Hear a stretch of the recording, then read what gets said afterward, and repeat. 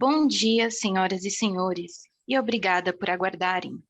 Sejam bem-vindos à apresentação de resultados da Três Tentos, referente ao primeiro trimestre de 2022.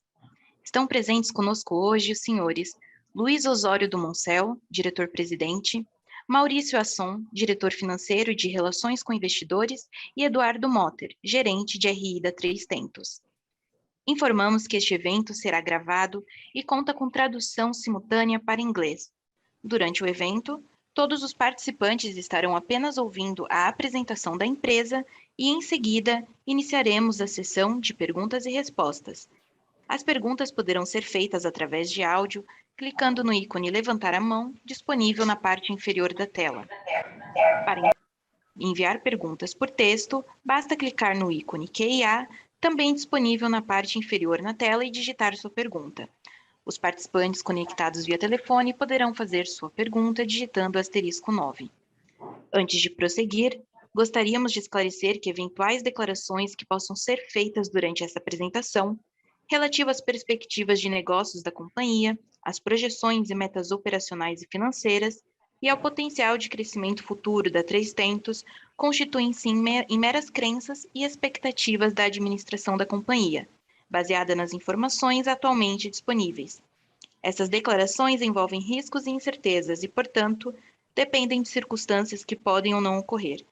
Investidores devem compreender que condições econômicas gerais, do agronegócio e outros fatores operacionais que podem afetar o desempenho futuro da Três Tentos e conduzir a resultados que diferem materialmente daqueles expressos em tais considerações futuras. Agora, gostaria de passar a palavra ao Sr. Luiz Osório do Moncel. Por favor, Sr. Luiz, pode prosseguir.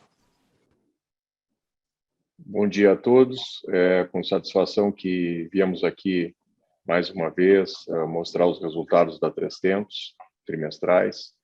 E nesse ano de 2022, a Três Tentos mais uma vez continua o seu crescimento, o ritmo de trabalho da empresa enfrentando alguns momentos adversos em função de clima, em função de outros fatores, mas sempre pautada pelo trabalho, pela dedicação e pela seu grande conhecimento no agro. Então, o crescimento nos três pilares da empresa, insumos, grãos e indústria, ele aconteceu nesse trimestre. O Mato Grosso, eu não diria surpreendeu, está escrito surpreende, mas ela realmente contribuiu já com 15% do faturamento do segmento de insumos nesse primeiro tri, janeiro, fevereiro e março. E isso nos dá, assim, muita alegria, porque a nossa comunicação com o produtor mato-grossense está sendo eficaz, está sendo muito bem aceita pelos produtores lá, e os negócios já começando a acontecer nas três unidades que já estão em funcionamento, Sinop, Matupá e Sorriso, e isso aí está realmente nos alegrando muito e nos dando ânimo para continuar. A expansão no Rio Grande do Sul e no Mato Grosso, ela segue firme, né, aqui na colocação das novas unidades de negócio ou lojas, como nós chamamos aqui no estado, e lá no Mato Grosso também, além da abertura dessas unidades de negócio lá, a gente já está com mais de 50% da fábrica instalada, e na sequência a gente vai detalhar um pouquinho melhor. E para o ano, as nossas expectativas elas são assim muito positivas. Eu não diria nem para o ano, eu diria assim que a Três Tentos ela conseguiu ao longo desses 26 para 27 anos estabelecer o seu ecossistema com muita força, com muita solidez e muito foco. O time é focado em inovação, é focado em novas tecnologias e é focado realmente em entregar um resultado para a companhia, para o acionista e para o seu cliente, o produtor rural, e com isso formando realmente um grupo, um bloco de pessoas que estão sendo vencedoras. E a gente vai detalhar um pouquinho mais, eu peço até para irmos para o slide número 4, onde a gente vê esse ecossistema funcionando, onde insumos, né, sementes, fertilizantes, proteção de cultivos, todo um trabalho de tecnologia, através de mais de 1.500 colaboradores, 18 mil produtores rurais envolvidos e essa produção acontecendo. Ao mesmo tempo, a 300 preparada para originar esse grão, né, e através desse grão, no caso da soja, industrializar, né? E chegando no mercado com óleo, farelo, biodiesel, e isso realmente fortalece toda a nossa estrutura e faz com que a companhia, independente desses fatores adversos, seja de clima, seja de guerra, seja de pandemia ou qualquer um outro fator que vier, o alimento e a energia, eles são fundamentais e nós estamos muito bem preparados para conduzir. Eu pediria para o Maurício assumir agora os próximos slides, onde a gente vai detalhar um pouquinho mais sobre os números da 300. Eu estou por aqui e volto no final com vocês. Obrigado. Obrigado, Luiz. Bom dia a todos. Dando sequência à apresentação, os destaques do nosso resultado, sempre falando, a companhia sempre fala muito em crescimento, margem e retorno, e dessa vez, novamente, não ficamos para trás, muito pelo contrário, crescimento da receita do ecossistema como um todo em 66%, tivemos um lucro bruto ajustado de R$200 milhões, tirando apenas o efeito da marcação a mercado das commodities, né? Deixando um EBITDA de 96 milhões, que cresce 37% em relação ao ano anterior, e um lucro líquido para o primeiro trimestre muito bom, que já cresce 40%, R$84 milhões, né?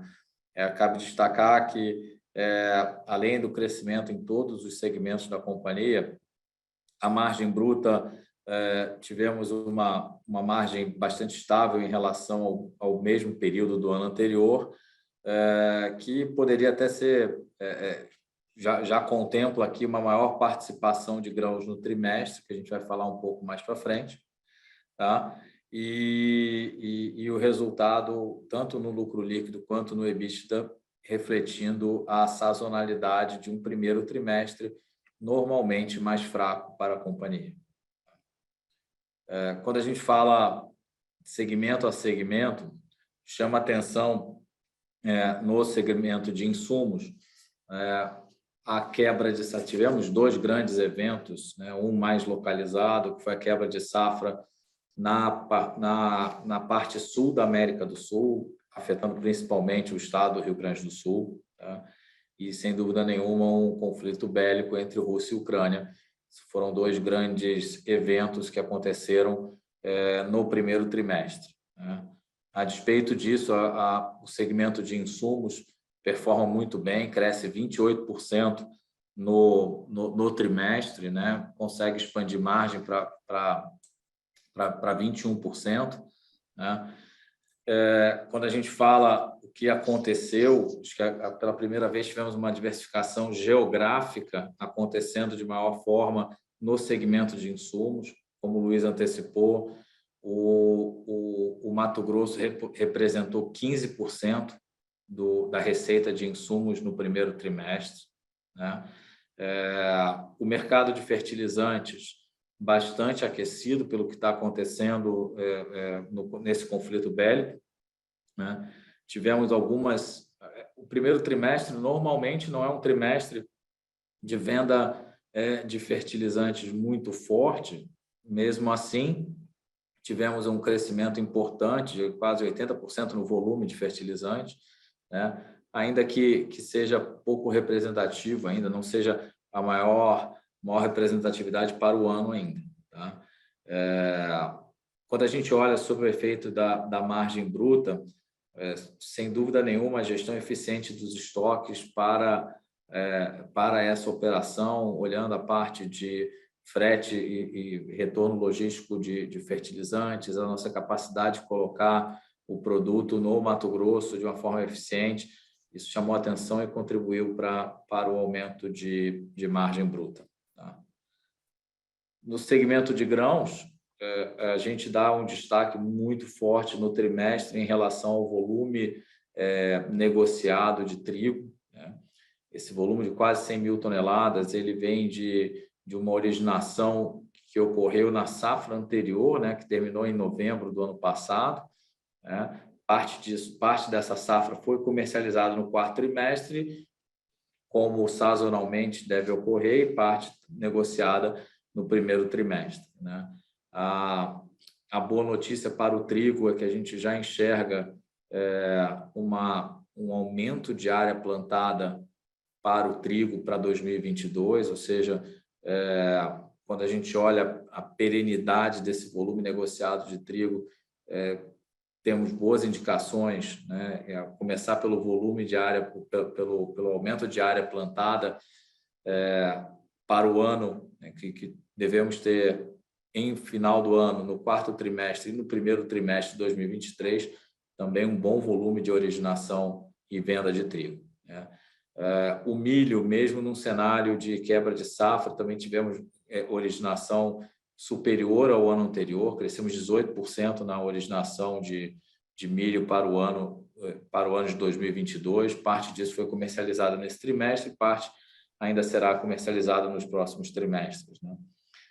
Sem dúvida nenhuma, chama atenção a nossa capacidade, nosso aumento de share de originação, tanto em loja madura quanto em lojas novas. A gente dá maior destaque para as lojas maduras, dado a representatividade que elas tiveram na capacidade de originar grãos, tá? A margem desse segmento afetada somente pelo mix entre soja, milho e trigo, né? Milho e trigo acaba tendo uma margem de negociação melhor do que o soja. Falando especificamente da indústria, né? A gente não pode deixar de destacar que é um segmento que é impactado pela alta das commodities, né? Mas, sobretudo, no trimestre tivemos uma contribuição de volume muito significativa de venda de farelo, que ajudou também a contribuir para esse crescimento de 50% na receita da indústria, né? A precificação do biodiesel começou nesse primeiro trimestre um novo modelo de negociação, diferente do que era realizado até dezembro do ano passado. Então, saímos de um modelo de leilão e fomos para um modelo de livre negociação entre usinas e distribuidoras, né? Ainda estamos num momento onde a demanda pelo biodiesel está estabelecida em B10, tá? Ainda é uma demanda baixa, mas mesmo assim, dado os altos preços de óleo, né, consequentemente impactando num preço mais elevado no biodiesel, tá? A exportação do farelo realmente foi um grande destaque no trimestre para a indústria, né? E ainda no biodiesel trabalhamos com volume menor, considerando que as margens no biodiesel, as margens incrementais que o biodiesel coloca sobre o óleo, né, degomado, ainda estão muito baixas devido à baixa demanda, né? Mesmo assim, a gente cresce o nosso lucro bruto em 31%, né? Temos recuperação de margem no biodiesel comparado com o quarto trimestre do ano anterior. As margens do farelo comparado com o primeiro trimestre de 2021 estão mais baixas, né? Isso ajuda a explicar o porquê tivemos ainda uma margem inferior ao primeiro trimestre do ano anterior, né? Quando a gente olha, e no release de resultados está muito bem explicado, quando a gente olha sobre uma ótica de margem unitária de contribuição do esmagamento da soja, a companhia está crescendo significativamente, estão acima de R$500 por tonelada de soja esmagada. Então, isso já reflete, parte disso é reflexo do alto preço das commodities.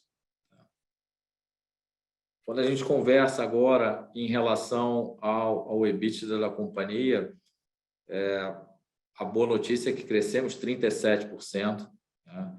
Como eu falei no início da apresentação, né, a margem bruta responde por 80 milhões de incremento no EBITDA, né? É uma margem que já inclui um efeito mix, né? Ou seja, se excluído o efeito mix, essa margem teria sido um ponto percentual maior, né? Dada a participação de grãos, que mesmo tendo crescido margem, é o segmento que traz a menor margem percentual da companhia, o segmento de grãos, por tradicionalmente ser conhecido por margens mais estreitas, né? As despesas operacionais da companhia, elas embutem, elas têm um crescimento importante, crescem próximo de 100%, são 49 milhões de incremento nas despesas operacionais da companhia, nas despesas de vendas. Tá? Desses 49 milhões, a gente tem que entender 21 milhões são devidos ao próprio mix de negócio, ou seja, um aumento do volume de trading de grãos e de exportação de farelo. Os custos de armazenagem, os custos logísticos são maiores individualmente e pelo volume de grãos e farelos negociados, exportados.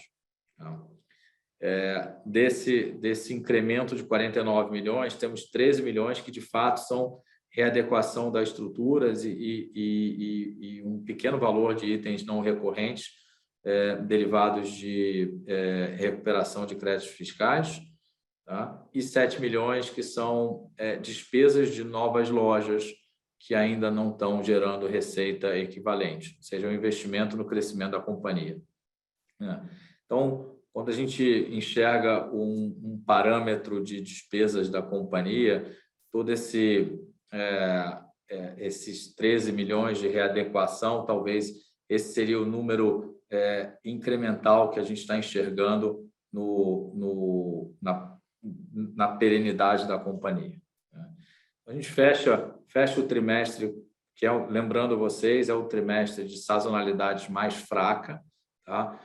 Quem já acompanha o resultado da companhia já entende que o primeiro trimestre tem menor participação da indústria, acaba tendo um volume de negócio menor e, consequentemente, a diluição das despesas acaba sendo mais um desafio, né? Então, de uma certa forma, tivemos um excelente EBITDA, quase 100 milhões de reais no primeiro trimestre, tá? Deixando uma margem de 7,5%.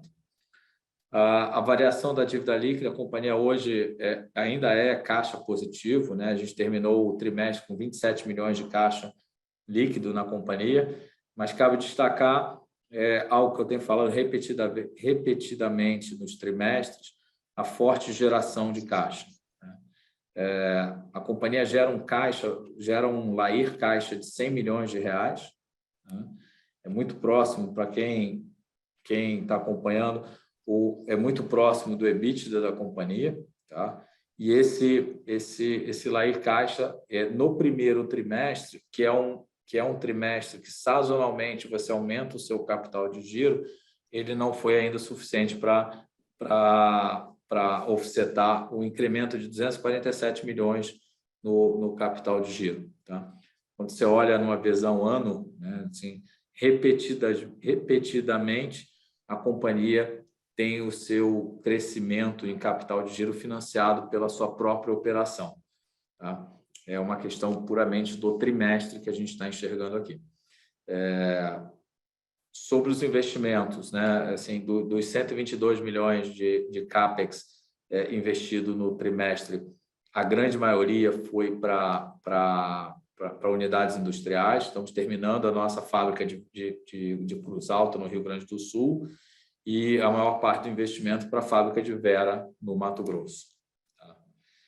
Lembrando, só fazendo uma conexão, a fábrica de Cruz Alta, no Rio Grande do Sul, entra em operação, a ampliação dela entra em operação a partir de junho. Isso vai tirar a companhia de 1.000 toneladas dia de capacidade de processamento de soja para 2.000 toneladas dia. E, como consequência desses investimentos, aproveitar que falamos de CAPEX, é algo que a gente antecipou, né, e, de fato, vem ocorrendo conforme a gente indicou para o mercado. Os níveis de retorno, embora continuem bastante altos, vêm caindo, né, e devem continuar caindo até 2023, quando você começa a ter mais maturidade das lojas novas abertas e você tem o início da fábrica de Vera, que vai contribuir com grande parte do resultado sobre o investimento realizado até agora, né? Ainda assim, deixamos um ROIC na companhia de 21%, né, e um retorno sobre capital próprio de 42% em bases anualizadas. Sobre os investimentos de expansão, talvez assim seja até mais mais produtivo para a conversa, chamar o Luiz para pegar as impressões dele. O Luiz esteve recentemente no Mato Grosso, onde são essas fotos que foram tiradas.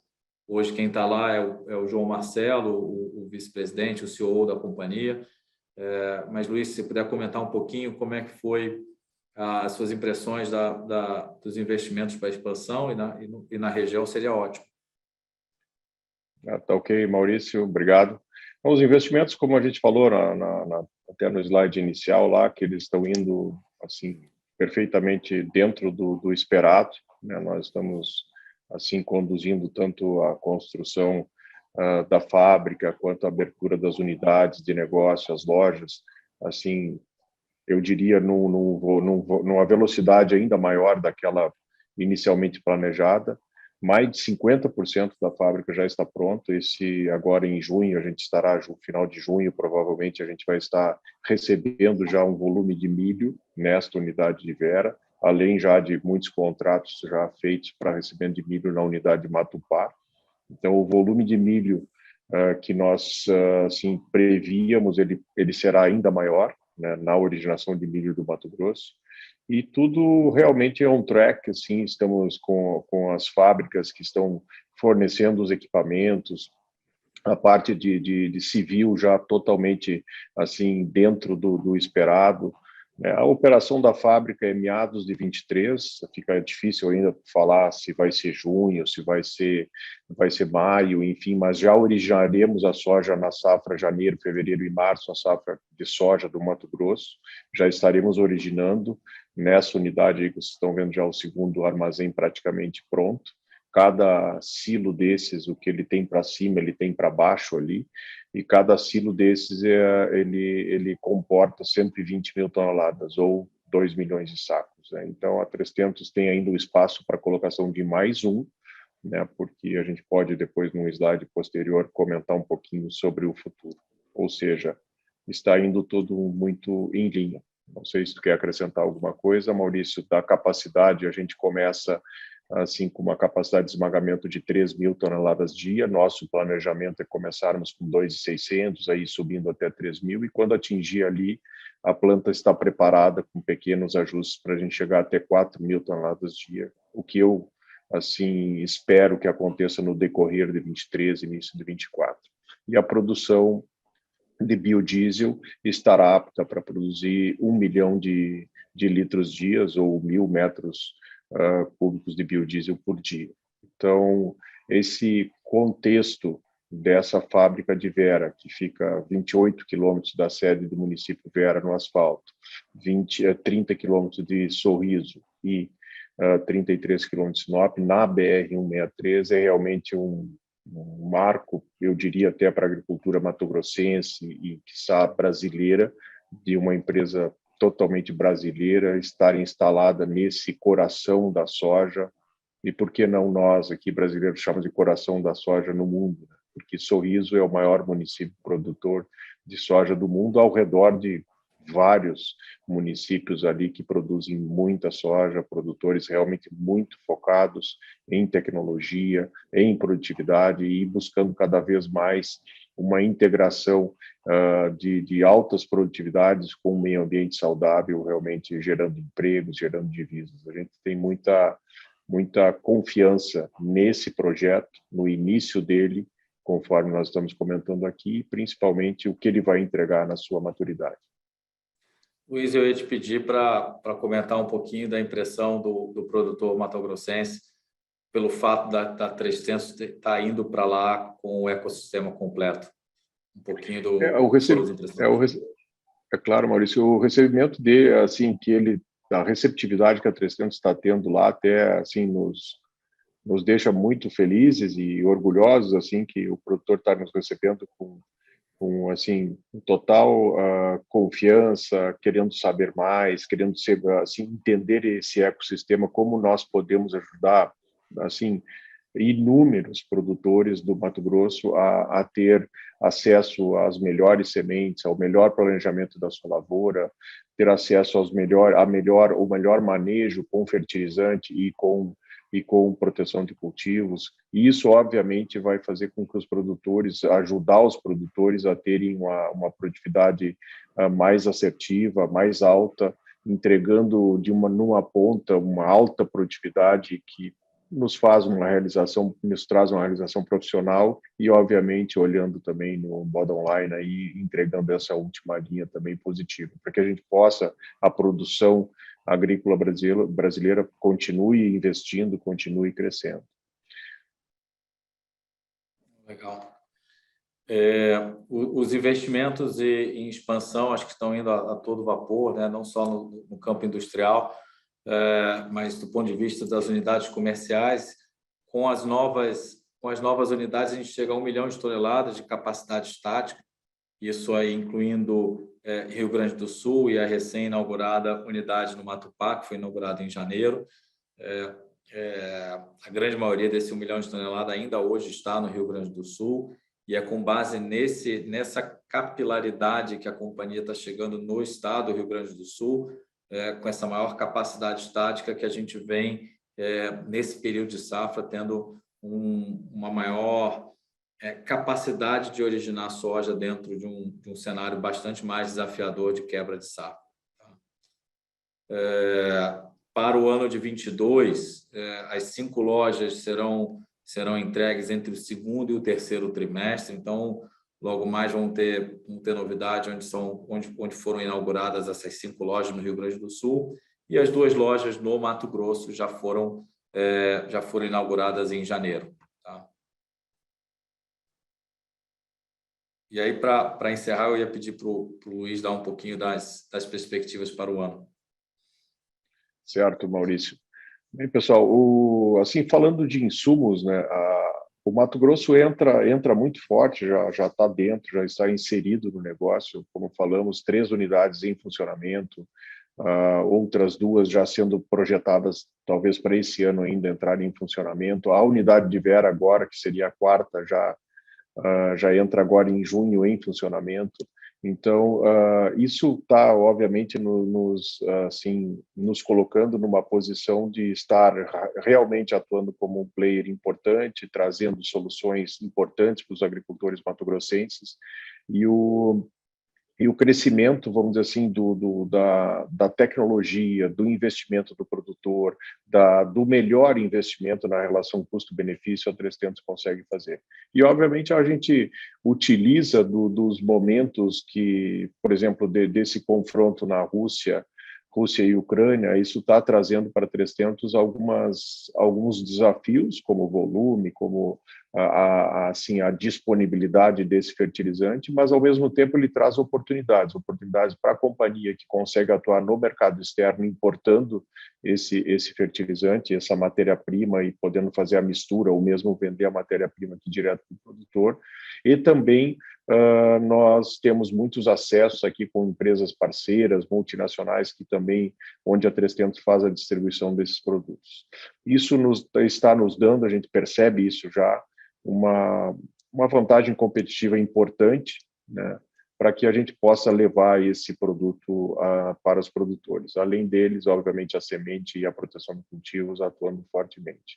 Na questão dos grãos, eu destaco que é um ano onde a gente, vamos dizer assim, estará firme, originando menos grãos, ou menos soja, para o trading, mas estaremos originando milho e trigo com foco para que a gente possa oferecer vamos dizer assim, essa alternativa ao nosso cliente de comercializar bem, de comercializar nos melhores momentos, para que ele tenha essa rentabilidade e, obviamente, a companhia continue crescendo, continue entregando os resultados que, ao longo desses 27 anos, a gente vem entregando. A safra de trigo está aí, é uma realidade. Agora, a partir de 20 de maio, está começando a ser plantada aqui no Rio Grande do Sul. Ela deverá ter um crescimento em torno de 30% até 40% a expectativa, né, diária. Né? O produtor, talvez, ele racionalize a utilização, pelo que a gente está vendo nos volumes do fertilizante, mas não vai deixar de adubar bem, de fazer um bom cuidado com os defensivos da sua lavoura. E o milho já começa a ser plantado em agosto, né? E a soja já começa a ser plantado em outubro, ou seja, essa safra 21-22, nós estamos virando a página dela e já entrando na indústria aqui. O que eu queria comentar com vocês é um ano, sim, onde nós vamos cumprir esse crush de 1 milhão de toneladas entre Juí e Cruz Alta, de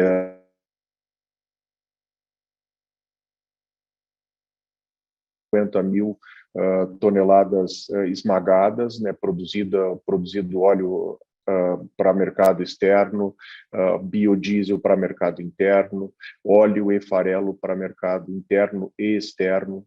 Já estamos hoje com 50 mil metros cúbicos produzidos de biodiesel para uma estimativa de 210 mil no ano, ou seja, a 300 está em ambos os seus principais produtos, vamos dizer assim, de maior maior relevância dentro da indústria, com 25, um pouquinho mais de 25% já percorrido, né? E isso nos deixa assim muito confiantes nesse ano, nessa entrega. Sabemos dessa sazonalidade de um primeiro trimestre mais lento, onde as fábricas param para férias coletivas, para manutenção, mas agora realmente a gente está preparado. Cruz Alta entra, né, o 2022 já finalizando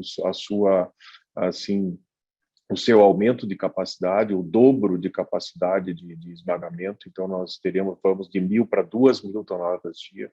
Então teremos realmente e totalmente modernizada. Isso fora do plano do IPO, isso realmente com o recurso que a empresa gera, né? E hoje assim eu tenho assim uma confiança cada dia que passa, confesso a vocês, maior, assim, porque o investimento do agricultor, e quem fala aqui para vocês, além de estar trabalhando na 300 como CEO, é realmente um agricultor, um produtor rural, e eu falo para vocês que o aumento de investimento em tecnologia, ele pode ser um pouco maior, um pouco menor ano a ano, mas ele é constante.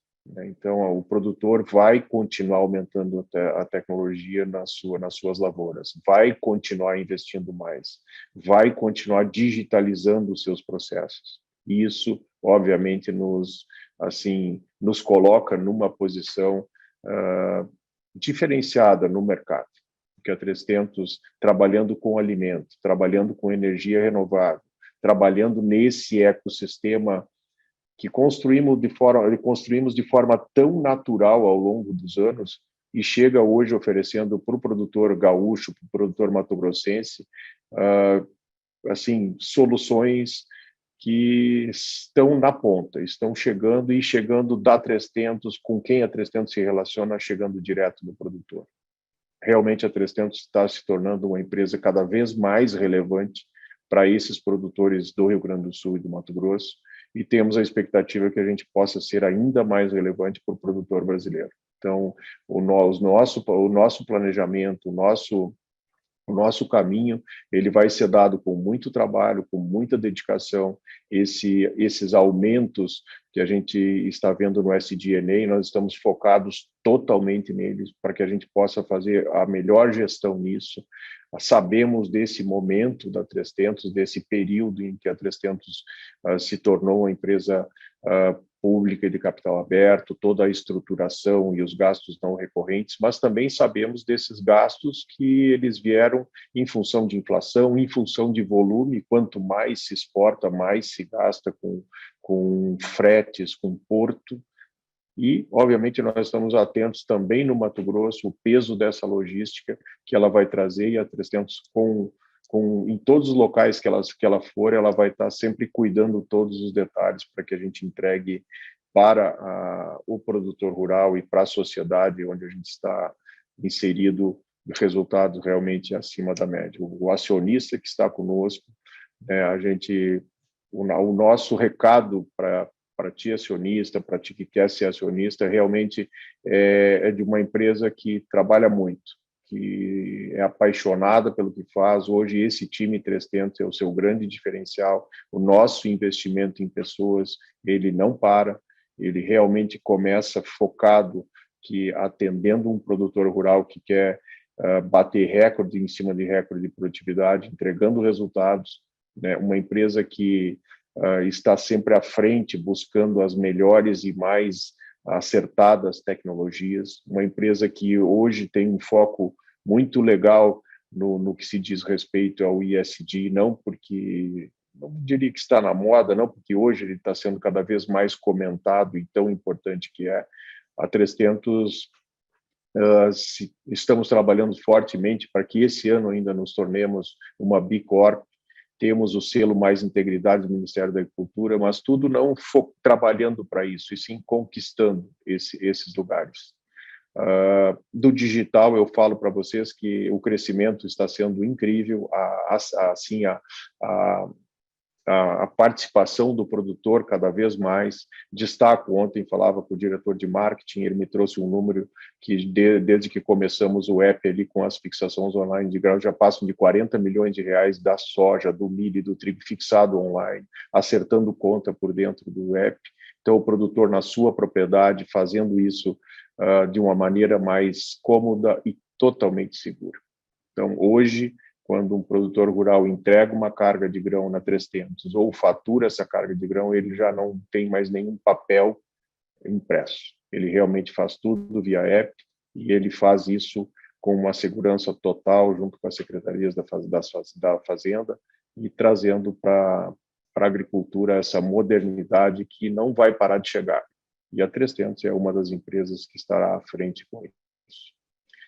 Eu acho que agora, né, Maurício, o pessoal da organização aqui, a gente passa para as perguntas, né? Senhoras e senhores, iniciaremos a sessão de perguntas e respostas. As perguntas podem ser feitas através de áudio, clicando no ícone Levantar a mão, Raise the Hand, disponível na parte inferior da tela. Neste momento, uma solicitação para abrir o microfone aparecerá na tela e você deverá clicar em Desmutar. Para enviar sua pergunta de texto, basta clicar no ícone QIA, também disponível na parte inferior da tela, e digitar sua pergunta. Os participantes que estão conectados por telefone poderão fazer perguntas digitando *9. No momento em que sua pergunta for coletada, você receberá um anúncio para desmutar seu microfone, digitando *6. As perguntas em inglês serão recebidas exclusivamente via texto. A nossa primeira pergunta vem do Sr. Gabriel Barra, do Citibank. Por favor, Sr. Gabriel, o senhor pode prosseguir.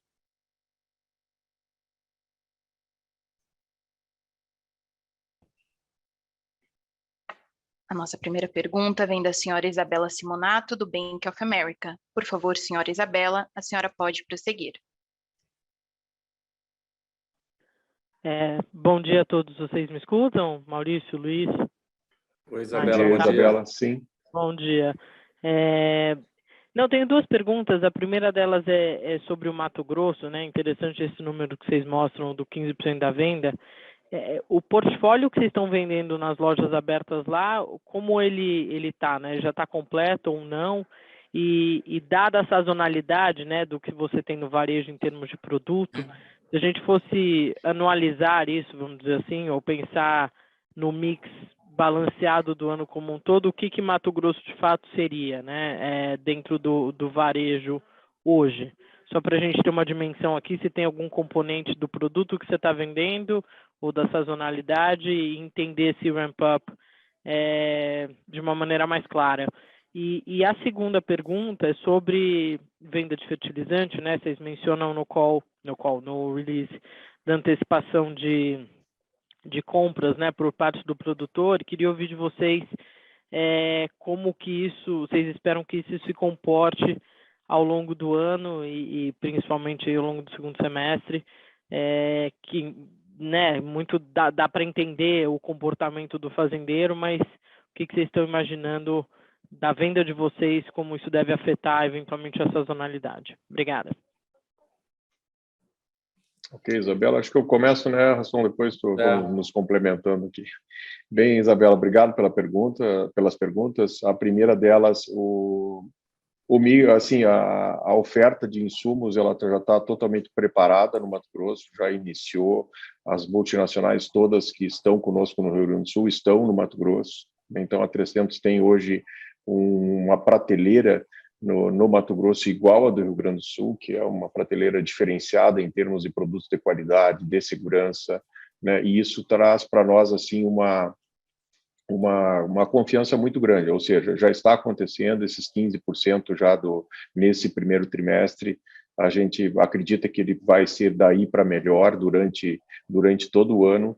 Aí sim, se for maior que isso, surpreender, porque quando eu disse para nós, internamente não surpreende, talvez tivesse surpreendido um pouco o mercado, mas nós não, realmente a gente sabia que já entraríamos assim, jogando, porque a gente já estava lá há muito tempo no Mato Grosso, já sentia dos consultores técnicos, dos agrônomos, assim, a entrada da 300 no campo. Nós estamos hoje com mais de 60 pessoas lá no Mato Grosso trabalhando full time. Eu tenho ido uma vez por mês desde novembro, fico de 5 a 7 dias lá. O João Marcelo intercalando comigo também, agora está lá. Ontem fizemos uma reunião em Sorriso com 150 produtores. Ontem à noite também em Sinop com produtores. A gente sempre tem reunido esse pessoal, nós nos apresentando e mostrando a cultura 300 e, ao mesmo tempo, o nosso time de lá, dessas 60 pessoas, Isabela, contratadas, apenas um foi do Rio Grande do Sul. Né? Todos os demais são de lá e já hoje, depois de um onboarding muito bem feito no nosso projeto Encantar, esse time ele é 300 assim, com a marca no peito. Né? E da segunda pergunta, do que a gente espera do fertilizante, eu espero assim realmente volumes importantes, maiores do que do ano passado, né? Espero isso, não porque o produtor todos estarão usando mais, não, o produtor talvez use a mesma coisa em termos de volume por hectare, talvez até um pouco menos, mas realmente a 300 está crescendo. Ela está crescendo em sua área geográfica, em sua atuação, em seu share no Rio Grande do Sul e entrando no Mato Grosso. Então, o fertilizante, em termos de volume, ele será maior, em preços muito maiores. Mas por que eu confio que o produtor utilizará um fertilizante assim de maneira adequada? Porque a relação de troca permanece muito boa. Estou olhando na tela aqui, Chicago aí a quase $17 o bushel, farelo a 430, óleo a $85 por libra-peso. Então, ou seja, né, as commodities agrícolas, nem falo no trigo aí a $11 e o milho a 8. Né? Nem falo somente nisso, mas realmente essa relação de troca, esse hedge que ele consegue fazer junto com a 300, a gente assim orientando a melhor relação custo-benefício para ele, traz assim uma possibilidade de sucesso muito grande já nessa próxima safra. Então, a gente está muito confiante dessa forma também. Não sei se o Maurício quer contribuir com mais alguma coisa, Maurício. Não, eu acho que é isso. Acho que a gente, só lembrando, a gente no resultado primeiro do quarto trimestre do ano passado, a gente, quando olhou para o ano de 2022, a gente falava 12% da contribuição do Mato Grosso. Né? Então, a gente larga com os 15%. Sazonalmente, a venda, o que o Luiz estava falando, é exatamente a mesma sazonalidade que a gente pegou. Né? Então, a gente espera passo a passo, trimestre a trimestre, e aí sim continuar entregando esse nível de participação do Mato Grosso. Ótimo, obrigada. Nossa próxima pergunta vem do senhor Gabriel Barra, do Citibank. Por favor, senhor Gabriel, o senhor pode prosseguir.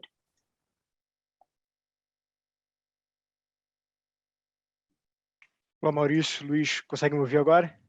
Perfeito. Sim, Ótimo. tudo bem, Gabriel? Tudo bem, bom dia.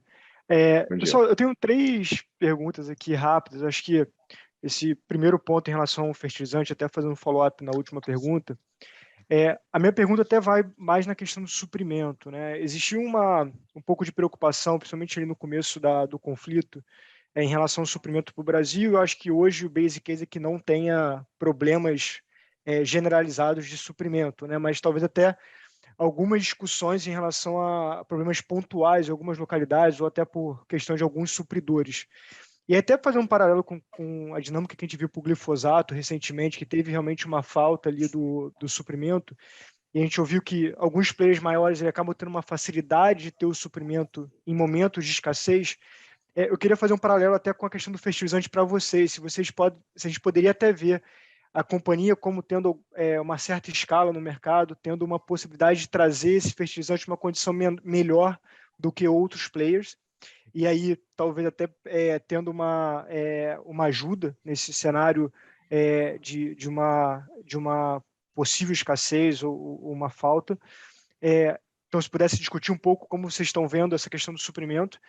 Um segundo ponto aqui, um gráfico que me chamou a atenção foi a questão do ROIC, né? A gente tem visto o ROIC caindo ao longo do tempo, e o que me parece é que, pela questão do crescimento, acho que acaba tendo algum impacto ali no decréscimo desse ROIC nos últimos trimestres.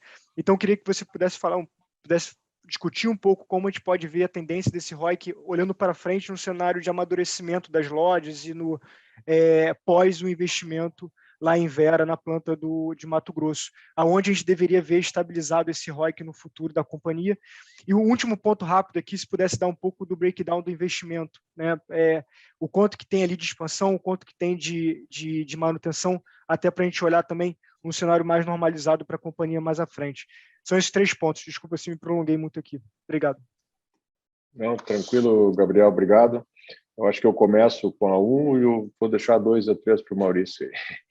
Bem, os fertilizantes, a tua análise está correta, assim, não somente a 300, mas a 300 realmente está numa posição de destaque quanto a acesso ao fertilizante, né? Isso também ocorreu quando houveram pequenos assim cortes ali no glifosato, a mesma situação. A tua analogia está muito boa, Gabriel. Só que no fertilizante ele é um desafio talvez para aquelas empresas ou colegas do setor aí que não conseguem acessar tão facilmente assim fontes como o mercado interno, algumas origens alternativas e mesmo fontes de mercado interno, a situação fique um pouco mais difícil. Isso vai mudar muito o campo de jogo? Não acredito tanto assim, né?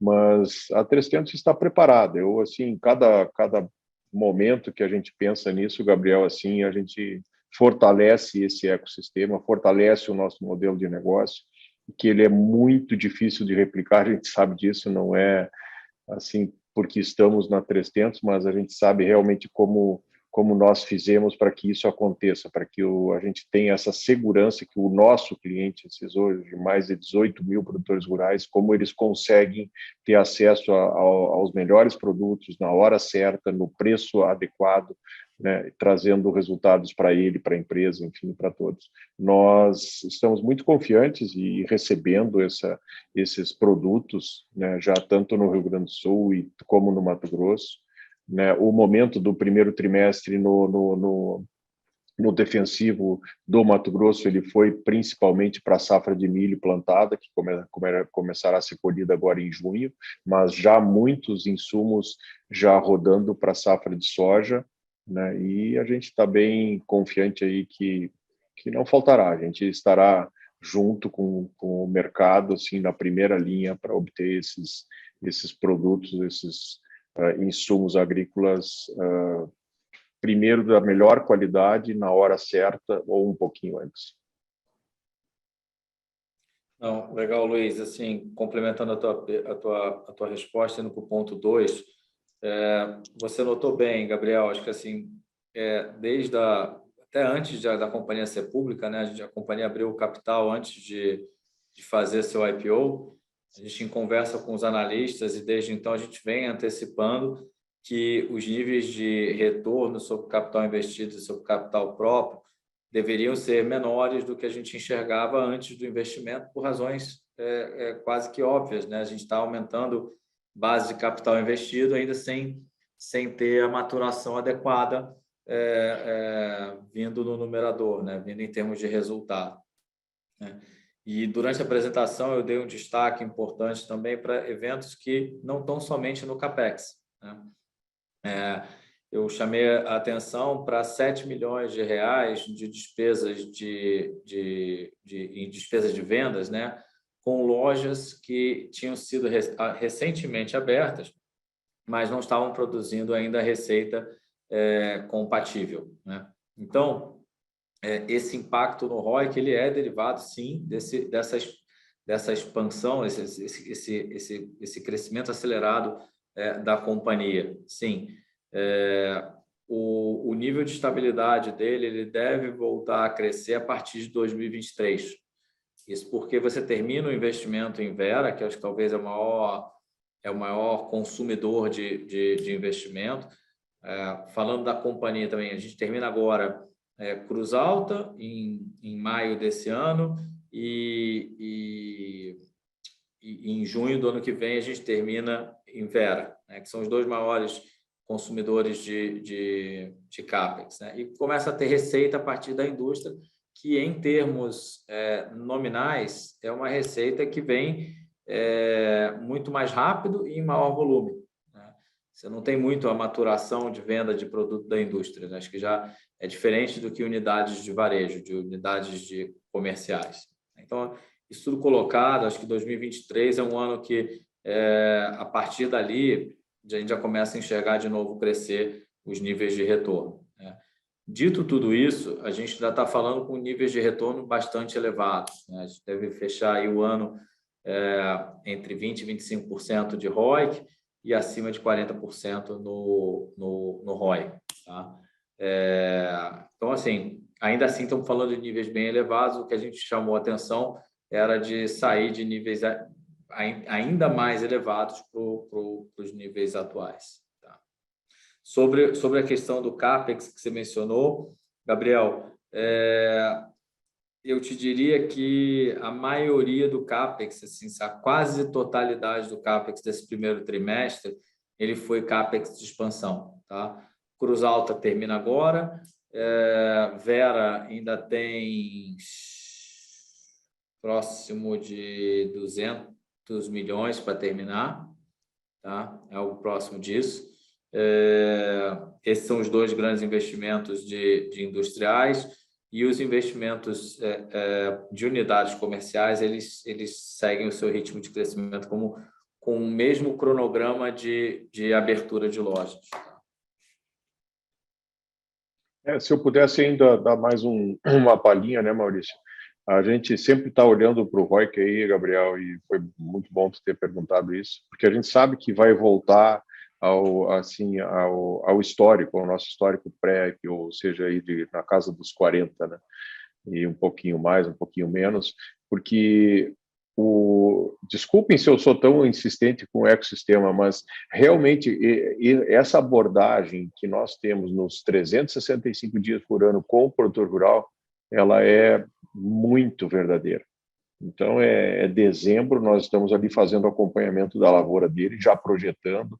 Essa estiagem que aconteceu no Rio Grande do Sul, ela não nos pegou de surpresa, a gente já vinha desde dezembro analisando com ele, vendo onde ia ser o melhor negócio, aquilo que ele ia colher, o que ele conseguiria pagar, ou se conseguiria pagar tudo, ou entregou tudo para 300.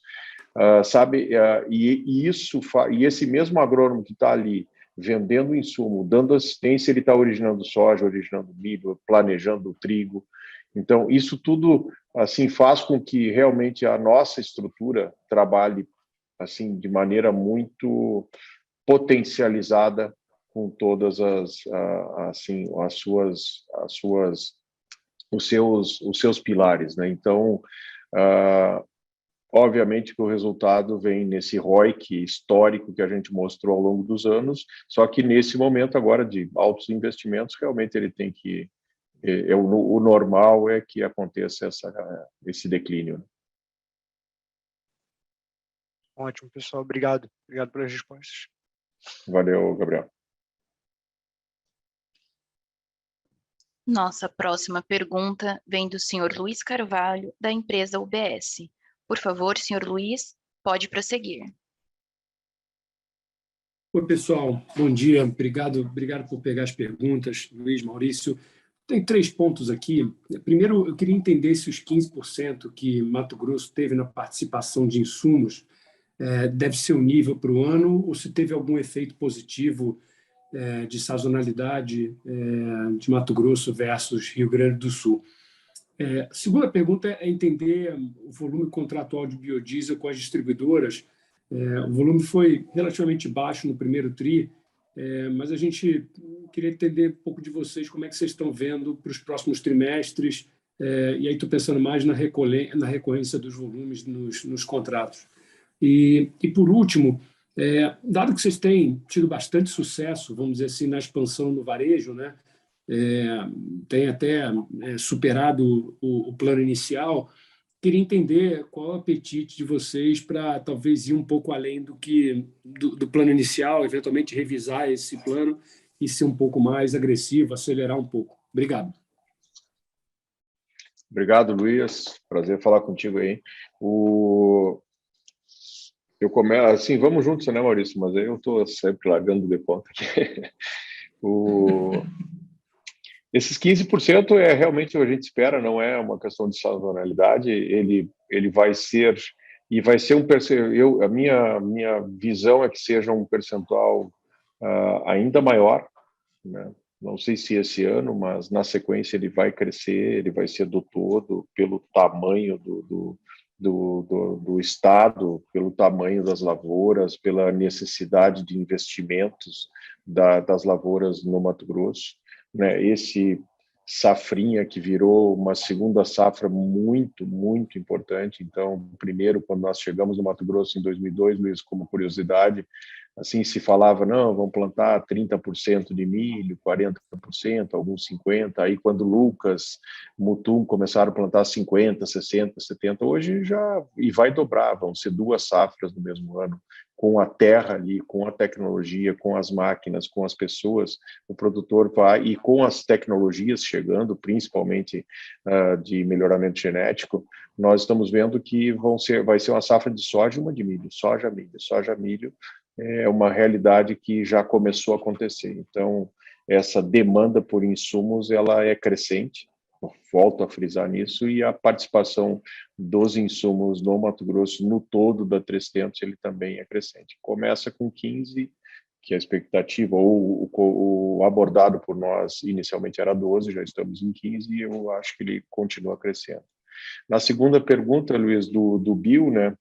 Assim, infelizmente, ele veio para 10, é uma realidade, né? Então, deverá ser o ano todo assim. Tem as associações, enfim, a Biov, a Probio e o Brabil continuam trabalhando junto aos parlamentares para que recomece a escalada de crescimento desse percentual, mas devido a esse momento que estamos passando no Brasil e no mundo, a gente está preparado para esses 10%, um volume de 210, 215 mil metros cúbicos no ano, né? Nós já fizemos 50 mil, já comercializamos. É uma comercialização, confesso para ti, acho que eu já falei isso aqui numa videoconferência nossa, que para nós, empresa, para nós 300 e para as distribuidoras também está sendo muito mais tranquilo dessa forma, porque realmente a gente está assim fazendo e estabelecendo margens muito seguras, porque os preços são definidos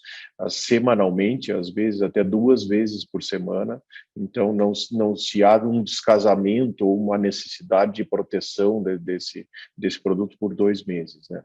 Acredito num crescimento de volume, numa maior demanda, né, assim que o percentual subir. Estamos preparados para esse volume que está no nosso orçamento, que está no nosso planejamento para o ano de 2022, e continuará crescendo conforme ou se a demanda for ir aumentando ou se o percentual também acontecer, que vai resultar na demanda. E a expansão, assim, eu diria que apetite não falta, né? Nós estamos sempre preparados, né, para que assim possamos acelerar um crescimento, mas sempre com a nossa regra número 1 aqui da solidez, da segurança, né? Mas realmente a 300 tem, cada vez que passa, ou cada mês que passa, ela vem tendo mais e mais estrutura, mais e mais conhecimento, e isso nos permite, em alguns momentos, se for o caso, a gente analisa crescer de maneira bem rápida, mas a gente nunca vai errar a mão assim para colocar em risco né, o nosso acionista, toda essa história construída pela 300, enfim, a gente vai fazer isso tudo com muita segurança.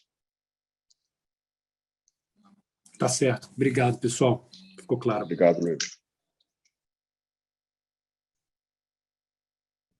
A nossa próxima pergunta vem do senhor Henrique Brustolin, do BTG Pactual. Por favor, senhor Henrique, pode prosseguir. Bom dia, Luiz. Bom dia, Maurício.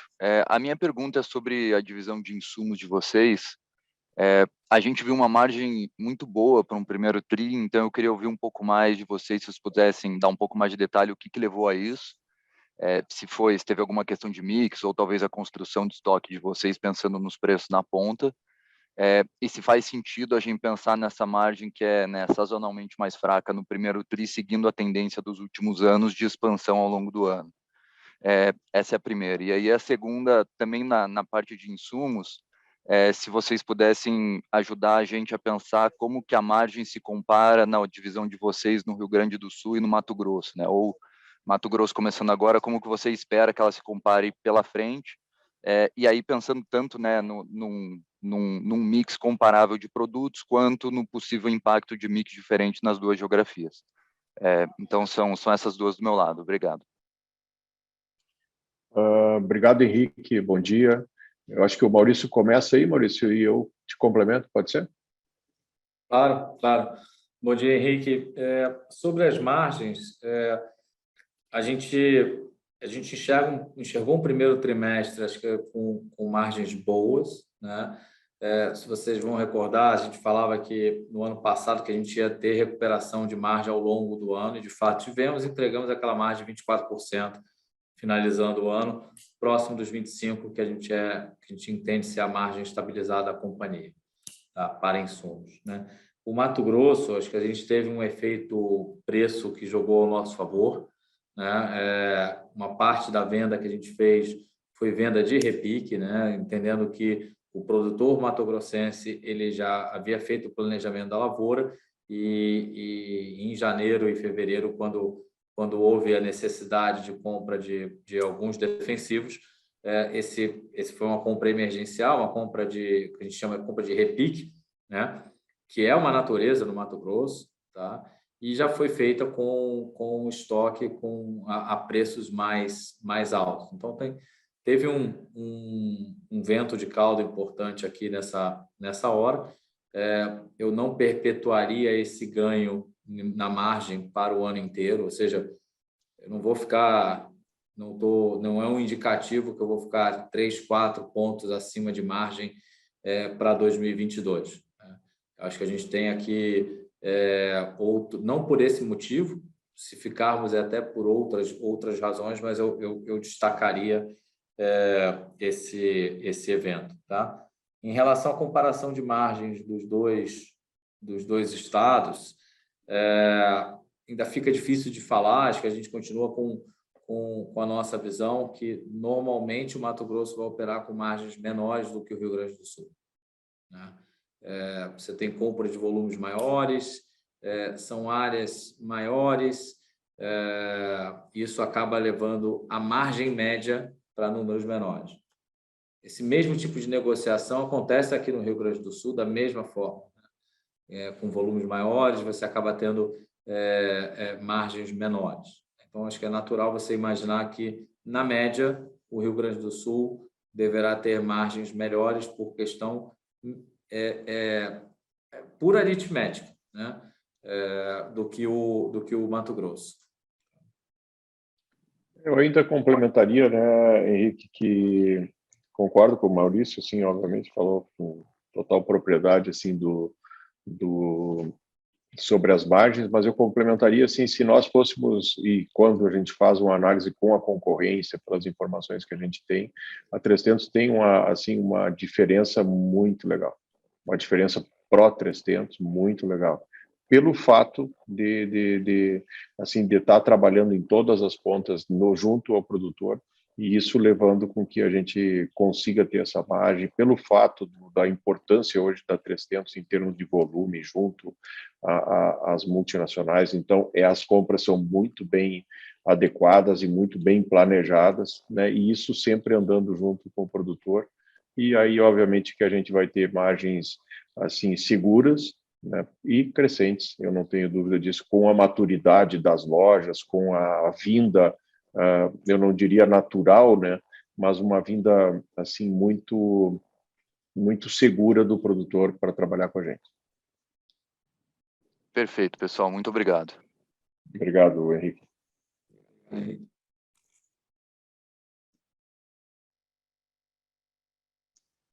Lembrando que para fazer perguntas através do áudio, basta clicar no ícone levantar a mão, Raise the Hand, que está disponível na parte inferior da tela. Ou para enviá-las via chat, clique no ícone QIA e digite sua pergunta.